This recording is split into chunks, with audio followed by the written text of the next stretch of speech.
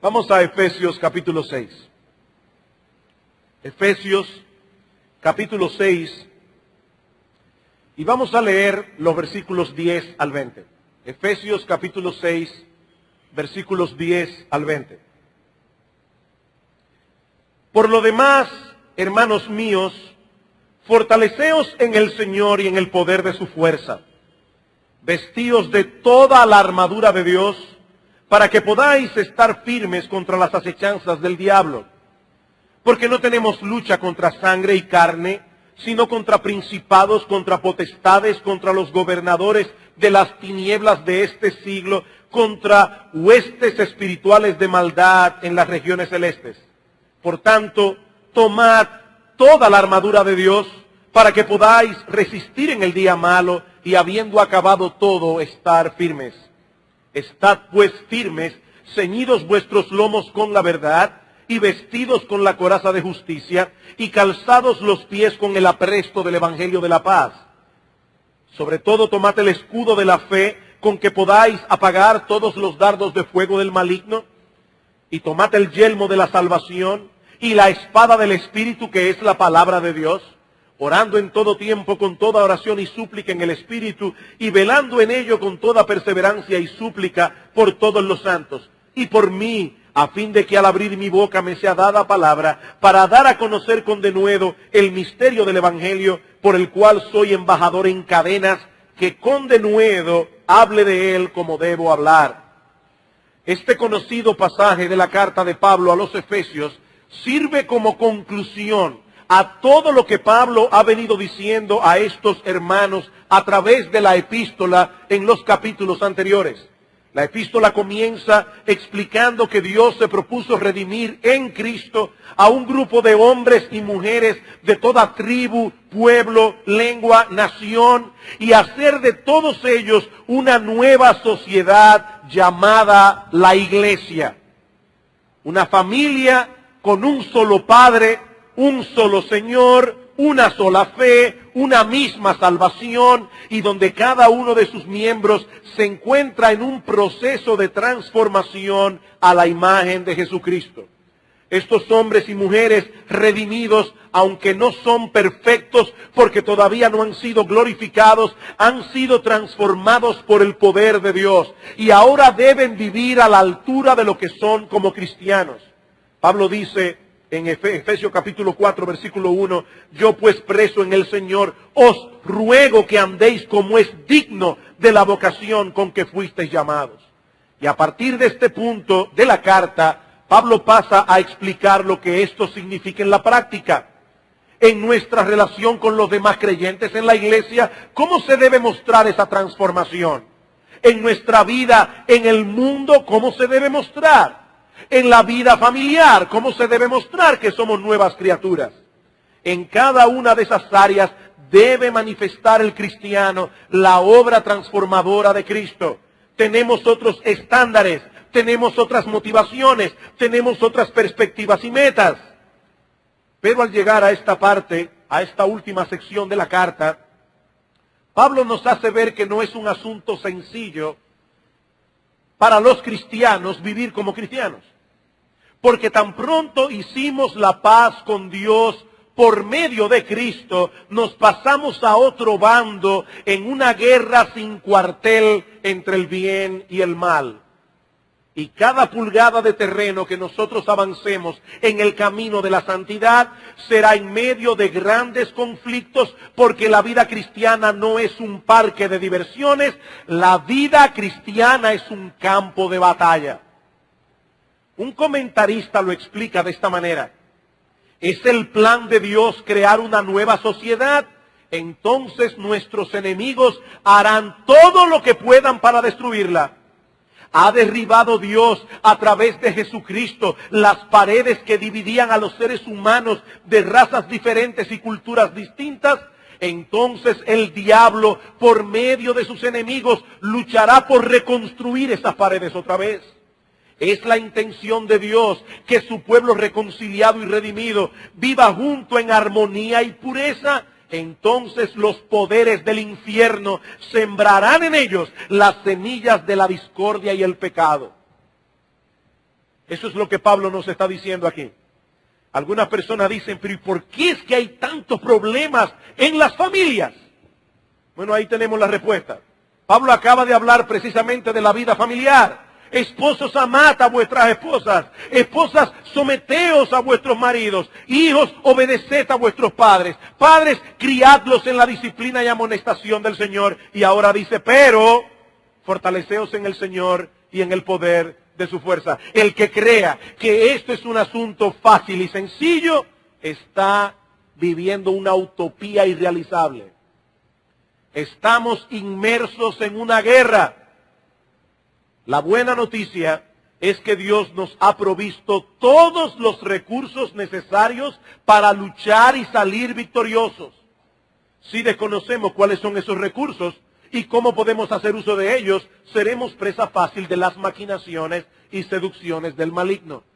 Y eso es lo que estaremos considerando en una breve serie de exposiciones en este conocido pasaje de la carta a los Efesios. Hemos titulado esta serie El cristiano, su lucha y su armadura. Y precisamente queremos comenzar en esta mañana enfocando la realidad de la lucha. La realidad de la lucha. Mis hermanos, si hay algo que salta a la vista en esta sección de la carta de Pablo, es que Pablo presenta la vida cristiana práctica como una batalla, como una guerra espiritual a la que debemos ir con todo el equipo de combate que se nos ha provisto, tanto ofensivo como defensivo. De ahí todas las figuras militares que aparecen en el pasaje. Hay un cuartel general con el que debemos mantenernos en contacto todo el tiempo. Hay una armadura que debemos ponernos. Hay un enemigo al que debemos conocer y resistir. El cristiano es un soldado en el campo de batalla. Hace unos años atrás pudimos ir como familia al cementerio de Arlington, en Washington, donde está la tumba del soldado desconocido. Y providencialmente nos tocó el momento, la ceremonia del cambio de guardia. ¡Qué ceremonia tan impresionante! El uniforme de los soldados, sus movimientos detalladamente sincronizados, la solemnidad de la ceremonia. Pero mis hermanos, una cosa es ver a un soldado en una ceremonia como esa, en una parada militar, y otra muy distinta, lo que esos hombres experimentan en el campo de batalla. Sobre todo cuando hay que enfrentar al enemigo cuerpo a cuerpo. Hoy día, muchas de las guerras se pelean por computadoras. La guerra en la que estaba pensando Pablo no era así. Mis hermanos, pocas cosas pueden ser tan horrorosas como ese tipo de guerra que Pablo tiene en mente. Y lo que él está describiendo aquí no es un soldado en un cambio de guardia, en una ceremonia militar, hermosamente uniformado. No, Pablo está describiendo al creyente como un soldado en medio del campo de batalla. La vida cristiana es una guerra. Por eso se nos exhorta a velar, a estar alertas, porque no estamos en un parque de diversiones, no estamos participando de un desfile militar. Estamos en medio de un conflicto de enormes proporciones, donde cada cosa que hacemos repercute a favor o en contra de nuestro Señor, o a favor o en contra de nuestro enemigo. Y yo te pregunto, mi amado hermano, ¿qué tan consciente estás tú de esa realidad? ¿Qué tan consciente? Cuando tú te levantas cada día por la mañana y te envuelves en una rutina, en la rutina cotidiana, ¿te acuerdas de que vas a librar una batalla? ¿Recuerdas que debes pisar con cuidado, no vaya a ser que te encuentres con una mina explosiva? ¿O que seas atacado por sorpresa por el enemigo de Dios y de tu alma? Pastor, pero usted está hoy presentando la vida cristiana casi como una desgracia. No, mis hermanos, no me malentiendan. La vida cristiana es extraordinaria y maravillosa. Eso es lo que Pablo ha venido diciendo en los primeros capítulos de la carta. Hemos sido bendecidos con toda bendición espiritual en los lugares celestiales, escogidos por Dios desde antes de la fundación del mundo para ser herederos juntamente con su Hijo Jesucristo. No, mis hermanos, los cristianos somos los seres más privilegiados del mundo. Pero eso no elimina la realidad de que la vida cristiana no es un hobby de fin de semana. Me llama mucho la atención que cuando nosotros conocimos al Señor hace 30 y tantos años atrás, era raro encontrarse en ciertos segmentos de la sociedad dominicana con cristianos evangélicos. Hoy el panorama ha cambiado drásticamente, es muy diferente. Uno se encuentra con personas que profesan ser cristianas en cualquier sitio.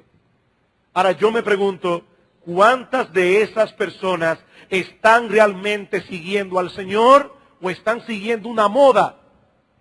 Porque ahora está de moda ser cristiano, increíblemente. En algunos círculos está de moda. Pero mis amados hermanos, el cristianismo que la Biblia describe no es un hobby de fin de semana. Así como no lo es para un soldado en tiempo de guerra. Yo no me imagino a un individuo diciendo, voy a irme este fin de semana para Irak a tirar unos cuantos tiros. No, no es así. No es así. Es un asunto de vida o muerte. Cada día nos enfrentamos con nuevas dificultades, con nuevos peligros. Y lamentablemente muchos creyentes dan la impresión de no estar apercibidos de esa realidad. De que alrededor de nosotros se está librando un conflicto de repercusiones eternas. Y damos la impresión de que la guerra se acabó. Vivimos como si Dios y el diablo hubiesen firmado un acuerdo de paz o un tratado de no agresión. De hecho, esa es la visión que muchos predicadores están dando hoy de la vida cristiana desde muchos púlpitos. La vida cristiana es todo paz y felicidad. La solución de todos los problemas. ¿Estás enfermo? Cristo te sanará. ¿Estás triste y abatido? Cristo te hará feliz. Si tu hogar no funciona, Cristo lo convertirá en la antesala del paraíso.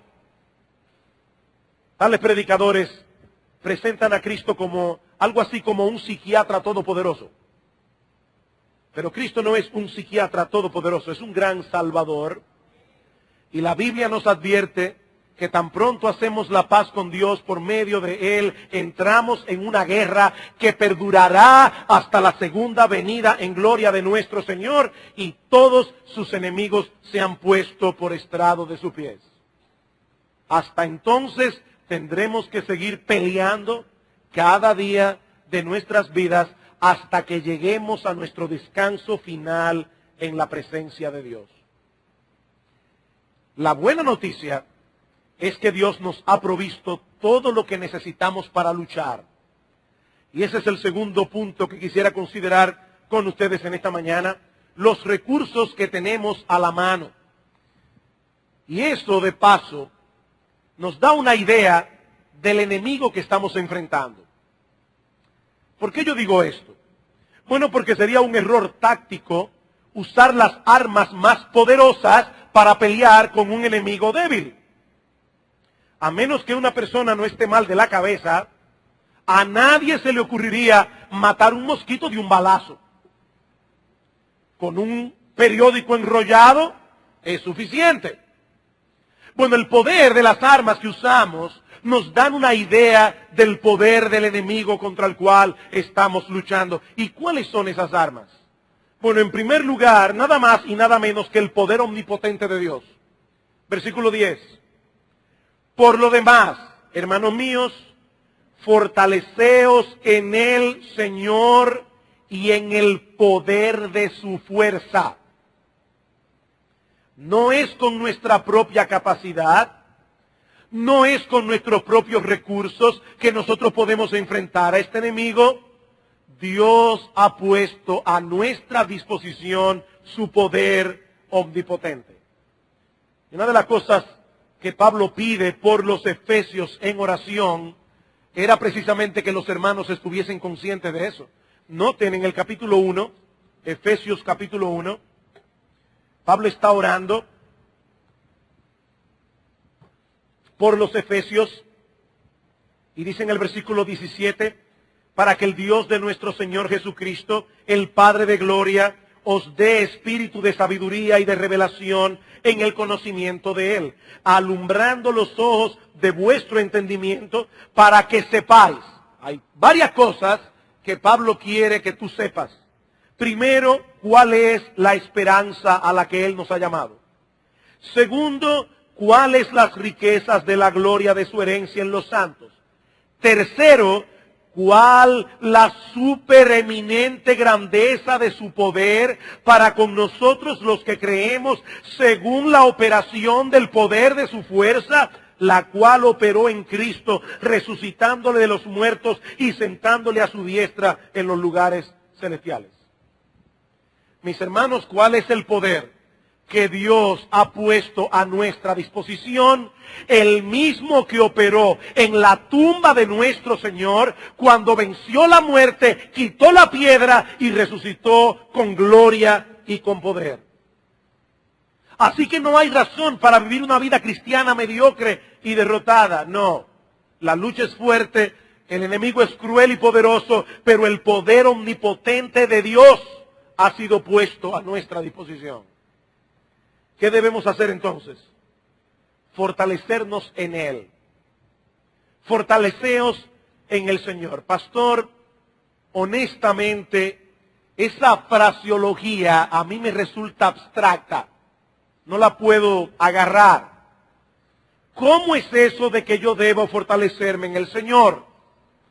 Bueno, en primer lugar, eso implica no confiar en absoluto en nosotros mismos. Ustedes han visto esos cristianos que uno le advierte y le dice, fulano, ten cuidado con tal cosa, porque aunque es algo legítimo, te puede llevar a pecar. No, yo sé hasta dónde llego. Tan pronto un creyente piensa, yo sé hasta dónde llego, es indudable que esa persona está confiando en sí misma. No, mi hermano, no confíes en ti mismo. No confíes en ti mismo. Como dice el himno que compuso Martín Lutero, nuestro valor es nada aquí. Con él, refiriéndose a Satanás, todo es perdido. No confíes en ti mismo. No pretendas vivir la vida cristiana en tus propias fuerzas, mi hermano, porque no podrás. No podrás. Y nunca es más débil un cristiano que cuando se cree capaz. Nunca es más vulnerable un cristiano que cuando se cree fuerte. ¿Recuerdan ustedes lo que hizo Pedro cuando Cristo le dijo, Pedro, esta noche, antes de que el gallo cante, me negarás 3 veces? No, Señor. Yo sería incapaz de una traición semejante. Aunque todos te abandonaren, yo nunca te abandonaré. En otras palabras, yo no sé los demás discípulos. Me da la impresión de que algunos de ellos pudieran traicionarte, Señor. Pero mi amor por ti es tan fuerte que yo no sería capaz. Unas horas más tarde, juraría con maldición que él no conocía al Señor. Que él no conocía al Señor. Hermanos, si vamos a pelear bien esta batalla, tenemos que entender esto. En nuestras propias fuerzas no tenemos la más mínima posibilidad de salir victoriosos. Separados de mí, dice el Señor, nada podéis hacer. Es por eso que Pablo hace una declaración tan paradójica en 2 Corintios capítulo 12, diciendo, yo me glorío en mi debilidad, porque cuando soy débil, entonces soy fuerte. Cuando soy débil, cuando tengo esta conciencia de debilidad, es que yo vengo a ampararme bajo el poder de Cristo y entonces soy fuerte. La conciencia de nuestra propia fragilidad. Mis hermanos, el enemigo que estamos enfrentando es demasiado poderoso, es demasiado astuto. no debemos confiar en nosotros mismos. Pero en segundo lugar, si queremos fortalecernos en el Señor, lo segundo que debemos hacer es orar continuamente. Orar a Él continuamente. Decía un autor, la oración de un cristiano no es un intento de forzar la mano de Dios, sino un reconocimiento humilde de impotencia y dependencia. Cada vez que un cristiano ora, está reconociendo delante del Señor que no puede con ese asunto, pero que él confía plenamente en el hecho de que Dios sí puede. Señor, yo no confío en mí, pero confío plenamente en ti. Esa es la esencia de la oración cristiana, un reconocimiento humilde de impotencia y dependencia. Por eso dice Jerry Bridges que depender de Dios continuamente es orar continuamente. Depender de Dios continuamente es orar continuamente. Pablo dice en 1 Tesalónicas 5:17 que debemos orar sin cesar. Algunas personas dicen, mire pastor, yo no tengo mucha capacidad de concentración como para orar largas horas como algunas personas. Y si leen una biografía como la de Martín Lutero, que decía que si él no oraba cada mañana por lo menos 3 horas, el día de él estaba perdido, uno dice, bueno, yo ni me acerco a ese estándar. Bueno, te voy a dar otro dato de otro siervo de Dios. Un predicador del pasado decía, yo no puedo muchas veces orar más de 10 minutos de corrido. Ahora trato de nunca pasar más de 10 minutos sin orar. Orad sin cesar.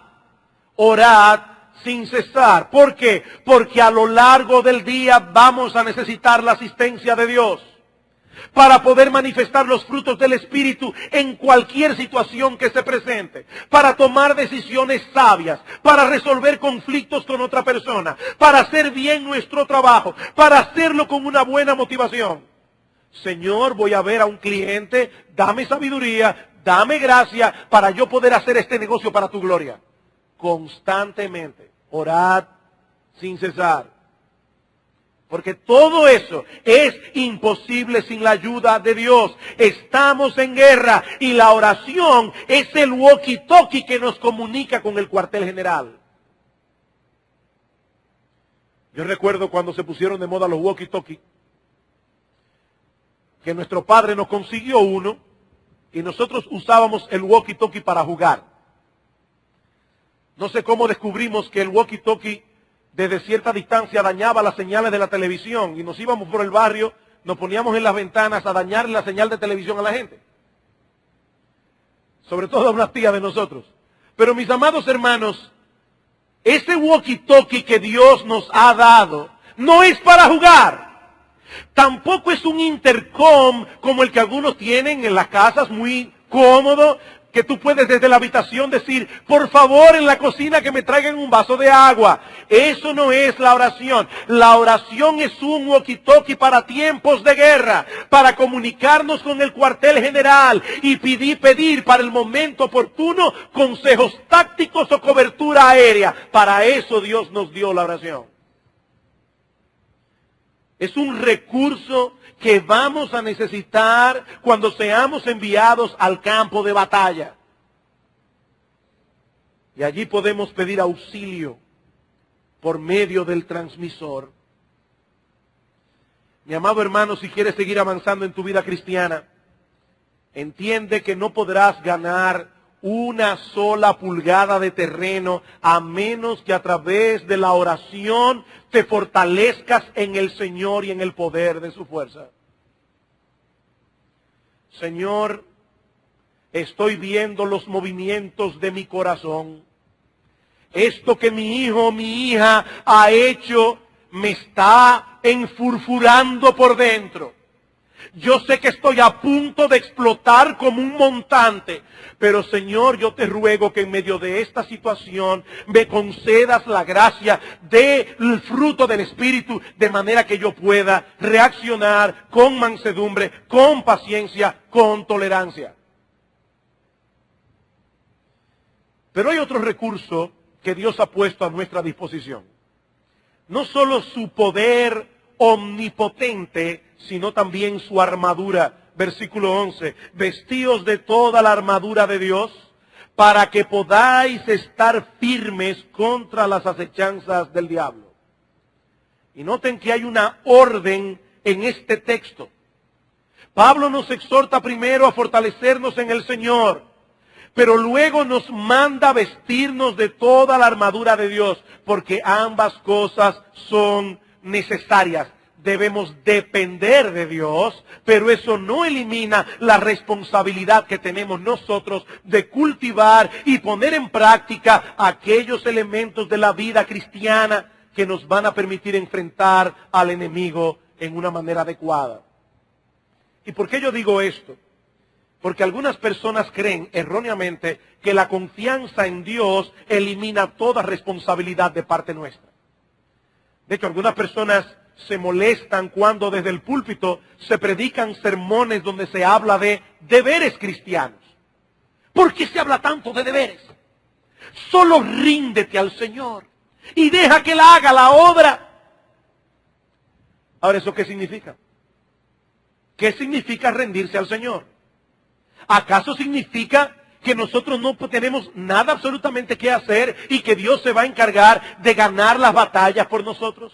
Mis amados hermanos, ¿acaso no somos nosotros los que debemos resistir a las seducciones del diablo y huir de las tentaciones?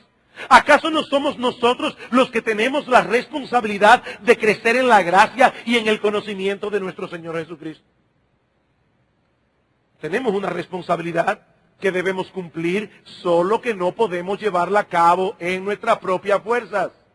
Ambas realidades deben actuar juntas en nuestra vida cristiana. Dependemos de Dios, pero eso no elimina nuestra responsabilidad. Vestíos toda la armadura de Dios, dice Pablo. Y en el versículo 13 vuelve con la misma exhortación. Tomad toda la armadura de Dios. Cada una de las piezas de esa armadura es importante, como veremos en los próximos sermones, si el Señor lo permite. Así que Dios no nos ha enviado al campo de batalla con las manos vacías. Todo el poder que necesitamos, todo el consejo táctico, todas las armas, todas las municiones nos han sido provistas y en abundancia. Sí, el enemigo que enfrentamos es muy poderoso, pero el Dios que tenemos a nuestro lado es todopoderoso. No hay razón alguna para que nos paralicemos de temor. Y eso nos lleva a nuestro tercer encabezado. Ya vimos la realidad de la lucha. Ya vimos los recursos. Veamos ahora en tercer lugar, ¿quiénes son estos enemigos que estamos enfrentando en esta guerra? Y ya de por sí, el equipo militar que Dios ha puesto en nuestras manos nos da una idea de la clase de enemigo que estamos enfrentando. Ahora, Pablo no lo deja a nuestra imaginación, sino que en una forma clara lo identifica en el texto, primero de manera negativa y luego de manera positiva. Negativamente, ¿quiénes no son nuestros enemigos? Negativamente, esto es importante, hermanos, ¿quiénes no son nuestros enemigos en esta guerra? Bueno, Pablo dice en el versículo 12, nuestra lucha no es contra sangre y carne. Nuestra lucha no es contra sangre y carne. Eso no quiere decir que los creyentes no tengamos conflictos con otros seres humanos. Pero Pablo quiere hacernos ver que hay otra guerra más importante que se está librando en otro nivel. Por encima de lo que nuestros ojos ven, amados hermanos, hay un ejército de enemigos espirituales que están detrás de esos conflictos. Tus verdaderos enemigos no son aquellos que ven tus ojos. No es tu cónyuge inconverso. No es ese compañero de trabajo o de universidad que se burla de ti porque eres cristiano. Y mucho menos tus enemigos son los hermanos de la iglesia. Nuestra lucha no es contra sangre y carne, Sí, muchas veces Satanás y sus huestes usarán a personas de carne y sangre para atacarnos y molestarnos. Pero nosotros debemos ser capaces de ver más allá. Debemos ver la verdadera batalla que se está librando en ese momento entre el reino de la luz y el reino de las tinieblas. Mis amados hermanos, voy a repetir otra vez, nuestra lucha no es contra sangre y carne. Yo pienso que si los cristianos recordaran esto más a menudo, no se enredarían tanto en tantas controversias y pleitos con otras personas. Nuestros verdaderos enemigos no se ven con los ojos. Y precisamente por eso son más peligrosos. Ahora yo sé que hablar de Satanás y hablar de los demonios en esta época científica parece escandaloso. Ya me imagino yo algunas personas aquí pensando, ¿y estos individuos realmente creen que existe Satanás y una hueste espiritual de seres que le sirven? Sí, yo lo creo. Ahora, si esa es tu forma de pensar, yo quiero hacerte a ti una pregunta. ¿Y tú cómo sabes que no existen?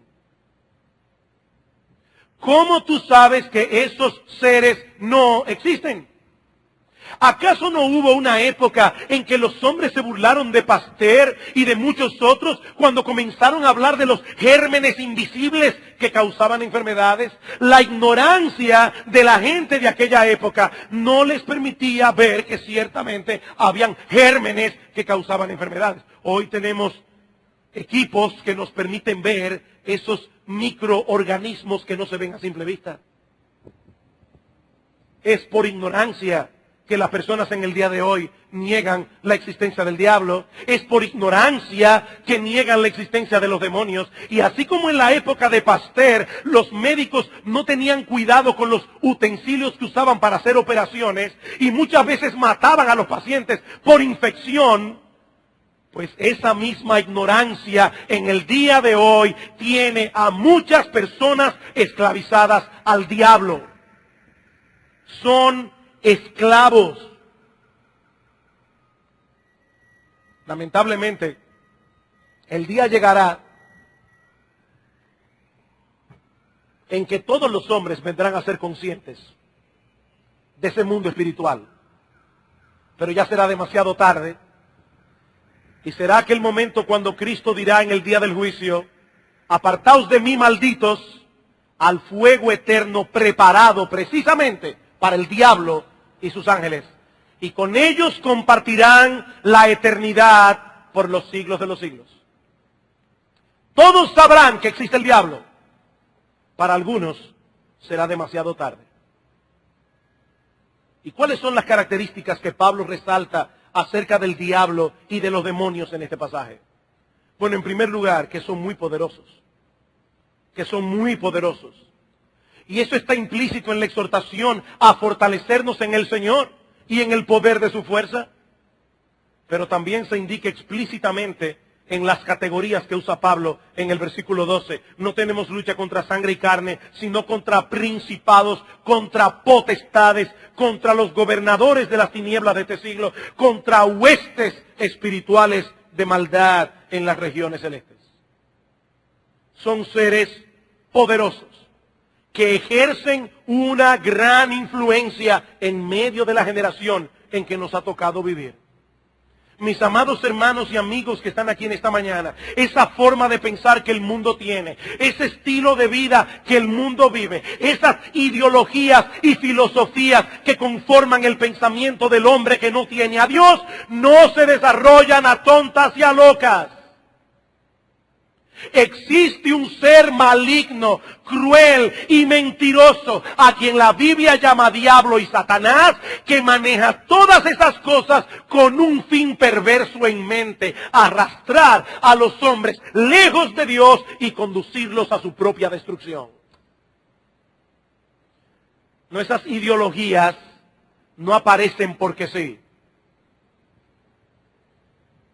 Pablo identifica a ese ser maligno y perverso como el príncipe de la potestad. Y esa palabra designa los poderes malignos que están a su disposición. Él es un príncipe y posee toda una hueste de seres demoníacos a su servicio. Esa supuesta libertad de la que el incrédulo se jacta no es otra cosa que una terrible esclavitud. Por eso Pablo en Efesios 2 les llama hijos de desobediencia. Esa desobediencia y rebeldía son promovidas por el enemigo de nuestras almas, trabajando encubiertamente en su corazón. ¿Saben por qué los incrédulos creen que son libres? Porque el diablo trabaja a través de nuestros deseos. No es algo forzado desde afuera. Cuando el incrédulo hace lo que quiere, está haciendo lo que su corazón le pide. Lo que él no sabe es que hay una energía detrás de ese deseo. Lo que él no sabe es que hay pensamientos perversos que el enemigo de su alma está poniendo en su corazón.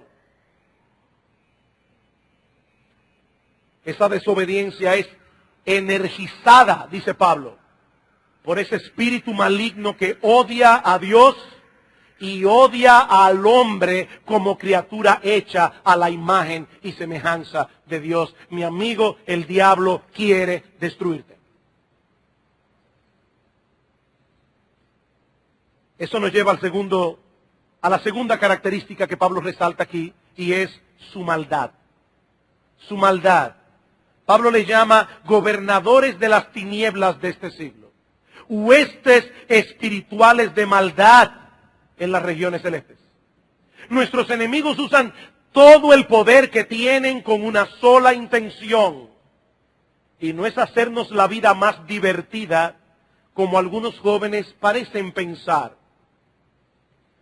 Dice un comentarista, si esperamos vencerlos, necesitaremos tener en mente que no tienen principios morales, ni códigos de honor, ni sentimientos elevados. Estas huestes no reconocen el Tratado de Ginebra para restringir o humanizar parcialmente las armas de combate. Son sumamente inescrupulosos y despiadados en la persecución de sus designios maliciosos. En Satanás y sus demonios no hay una pizca de amor, no hay una pizca de bondad para nadie. Cada átomo de su ser es solo pura crueldad y maldad. Por eso Cristo advierte, Él es homicida y mentiroso. Miren, hermano, no es casualidad que uno de los pecados más característicos de un impío es la mentira. Eso no es casualidad. Ahora, lo que él no sabe es que a la vez que él miente, se está mintiendo. Pablo dice, los hombres malos irán de mal en peor, engañando y siendo engañados. Ellos son agentes del engaño, ellos son al mismo tiempo objetos del engaño. El diablo los tiene cegados. Él es mentiroso y homicida. En otras palabras, él miente para matar. Esa es su arma. Él miente para destruir. Disfraza sus verdaderas intenciones para que los hombres muerdan el anzuelo y sean dañados. Y en tercer lugar, Pablo dice también que son astutos. Astutos. Esa es la idea de la palabra griega que se traduce como acechanzas aquí. Es la palabra griega metodías, de donde viene nuestra palabra en castellano metódico. Esta palabra sugiere una combinación de agudeza y de ingenio engañoso. El diablo no ataca a tontas y a locas. Él tiene un plan conforme al cual actúa para hacernos caer en pecado, para extraviarnos doctrinalmente, para que hagamos tropezar a otros, para crear divisiones en la iglesia. Todo lo que sea necesario con tal de que seamos ineficaces en dar testimonio de nuestro Señor. Y todo lo hace con tal sutileza que no siempre será fácil discernir sus movimientos.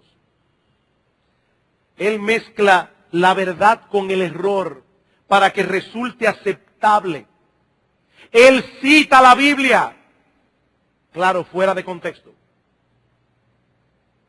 Él se disfraza como un ángel de luz. Él hace promesas que no puede cumplir. Es un mentiroso y un homicida. Ahora, yo no quiero en esta mañana dejar en ustedes una nota de horror y de alarma, porque aunque la lucha es fuerte, constante, peligrosa, Pablo nos dice aquí que los creyentes no solo pueden resistir al enemigo, sino también avanzar y atacar. Versículo 11. Vestíos de toda la armadura de Dios para que podáis estar firmes contra las acechanzas del diablo. Se puede permanecer firme. Versículo 13. Por tanto, tomad toda la armadura de Dios para que podáis resistir en el día malo y habiendo acabado todo, estar firmes. Ese día malo que Pablo menciona en el versículo 13 probablemente es una referencia a esos momentos críticos de nuestras vidas cuando Satanás y sus huestes nos atacan con más intensidad. Todo el tiempo el cristiano está en peligro, pero hay momentos en que somos atacados más intensamente. Cuando sentimos que la tentación es casi insoportable. Eso fue lo que sucedió con Job. Eso fue lo que sucedió con los discípulos del Señor antes de la crucifixión. Cristo le dice a Pedro, Satanás os ha pedido para zarandearos como a trigo. El problema, mis amados hermanos, es que no sabemos cuándo eso va a ocurrir. Y por lo tanto, ¿qué dice Pablo? Estén siempre preparados para el día malo. Ustedes nunca verán en un campo de batalla a un soldado poniéndose la ropa. No, él llega al campo de batalla con toda su armadura puesta. Bueno, Pablo está diciendo, el día malo llegará tarde o temprano. Ese tiempo donde el diablo te atacará en una forma más violenta llegará. Ponte la armadura antes. Estad preparados. Mi hermano, tú no sabes en qué momento Satanás tendrá preparado contra ti una tentación mortal. Por eso es que el Señor nos advierte que debemos velar y orar. Ahora noten que Pablo dice aquí que aún en el día malo los creyentes pueden resistir y estar firmes. Siempre que nos amparemos en el poder omnipotente de Dios y usemos toda la armadura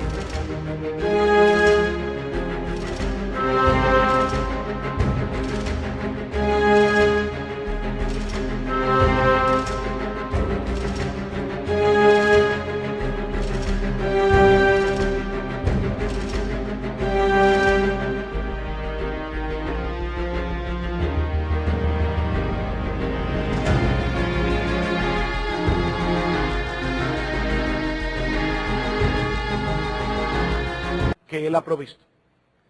De modo que podemos encarar el futuro con confianza, porque Dios sigue siendo Dios, porque Él sigue siendo nuestro castillo fuerte, nuestro defensor.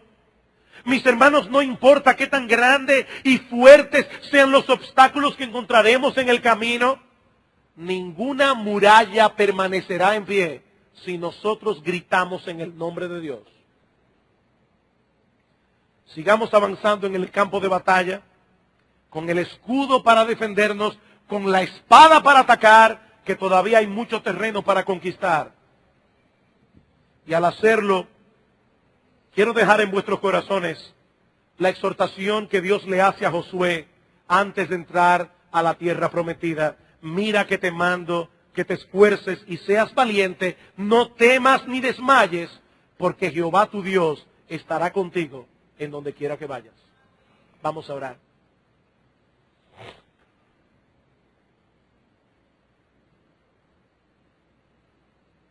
Padre, nosotros queremos darte gracias porque tú no nos has enviado al campo de batalla sin los recursos que necesitamos para pelear. Tenemos un...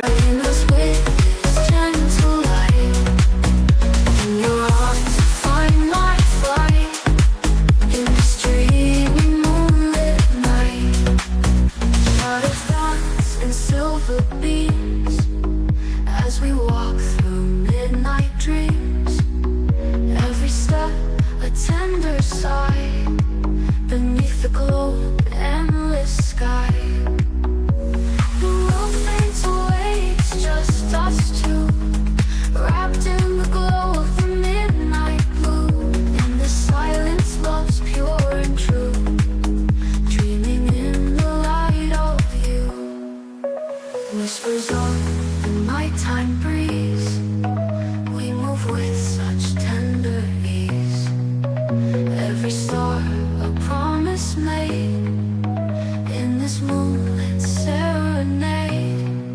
Enemigo astuto, malo y poderoso, pero tenemos en Cristo a un Salvador todopoderoso y Él es nuestro capitán. Pero Señor, nosotros también queremos aquí suplicarte que tú mires a todos aquellos que están todavía en el mismo campo de batalla, pero del lado del perdedor, del lado del enemigo. Nosotros te suplicamos que también a ellos los libertes de su esclavitud, que a ellos también les abras los ojos, que ellos puedan ver el peligro en que están. Señor, que ellos vean al diablo tal cual el diablo es, pero que ellos puedan ver a Cristo en su hermosura y en su gloria. Señor, salva a muchos en este lugar, en esta mañana, porque te lo pedimos en el nombre de Cristo y para su gloria. Amén.